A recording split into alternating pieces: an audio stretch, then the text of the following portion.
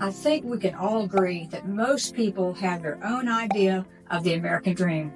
So is owning your own home still the American dream for your young buyers in this roller coaster housing market that we've experienced?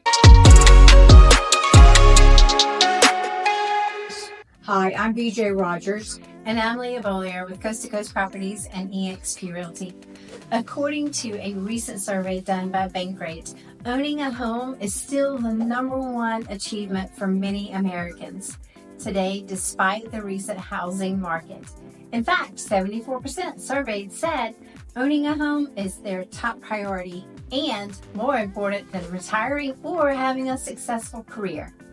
But is this dream still alive for the younger generation, Gen Z and millennials?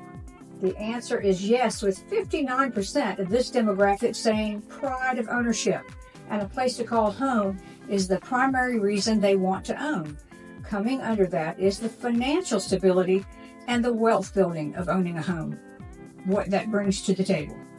So, if you're part of this group and still believe owning a home is the American dream and you are able to buy, you want a good and experienced agent by your side to help negotiate the best possible deal and turn your dream into a reality.